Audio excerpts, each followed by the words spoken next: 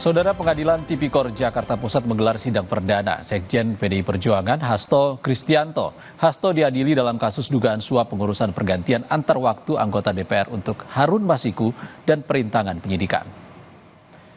Dalam surat dakwaan, jaksa menyebut Hasto menghalang-halangi proses penyidikan terhadap Harun Masiku yang tengah dilakukan KPK pada Januari 2020 lalu. Hasto bahkan disebut memerintahkan Harun Masiku merendam telepon seluler ke dalam air usai mantan komisioner KPU Wahyu Setiawan terkena operasi tangkap tangan KPK. Atas dakwaan jaksa KPK, tim pengacara Hasto berencana mengajukan keberatan atau eksepsi. Sidang eksepsi dijadwalkan digelar Jumat 21 Maret 2025. Informasi yang diperoleh penyidik KPK diketahui telepon genggam milik terdakwa dititipkan Kusnadi sehingga penyidik melakukan penyitaan telepon genggam milik terdakwa dan Kusnadi.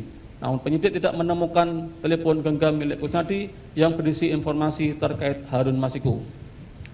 Bahwa perbuatan terdakwa Hasto Kristianto baik secara langsung atau dengan memberikan perintah kepada orang lain, yaitu secara tidak langsung memberikan perintah kepada Harun Masiku melalui Nur Hasan untuk merendam telepon genggam milik Harun Masiku ke dalam air setelah kejadian tangkap tangan oleh KPK kepada Wahyu Setiawan dan memberikan perintah secara langsung kepada Kusnadi untuk menenggelamkan telepon genggam merupakan perbuatan yang telah dengan sengaja terdakwa melakukan untuk mencegah, merintangi atau Jaksa KPK dalam dakwaannya juga mengungkap kaburnya Harun Masiku, mantan caleg PDIP saat operasi tangkap tangan tahun 2020. Harun Masiku kabur usai mendapat arahan dari Hasto Kristianto. BIP bertempat di sekitar Hotel Sofyan, Cut Mutia, Jakarta.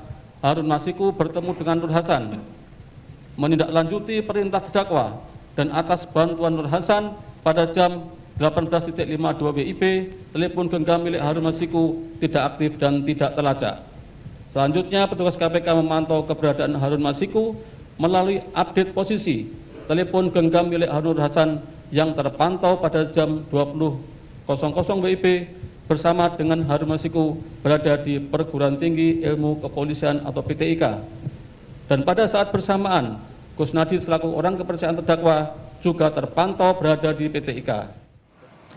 Kita ke informasi lain, Polresta Pontianak mengamankan kapal tanker pengangkut BBM Pertamina yang menyelewengkan BBM bersubsidi jenis Pertalite. 3 orang ditangkap dan dijadikan tersangka. Polisi mengungkap aktivitas ilegal penyelewengan BBM jenis Pertalite di kapal tanker Sukses Global yang disewa Pertamina. 4 ton Pertalite dipindahkan ke 15 drum dan 33 jerigen, dan rencananya akan dijual ke pengecer seharga Rp9.000 per liter. 3 tersangka ditangkap yakni kapten kapal, mualim kapal, dan penadah. Pengungkapan ini berawal dari laporan warga yang curiga dengan aktivitas di sebuah rumah di kawasan Komyos Sudarso yang diduga jadi tempat penampungan BBM subsidi ilegal.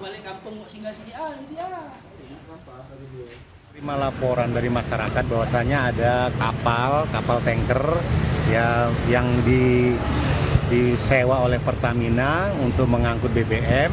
Nah, ternyata BBM yang diangkut itu diselewengkan, artinya dikencingin kalau istilah sekarang. Jadi BBM itu ya BBM yang Pertamina ya, BBM Pertamina yang diselewengkan oleh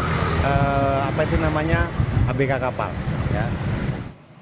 Saudara, warga Bandung punya kedai kolak yang sudah melegenda sejak 72 tahun lalu.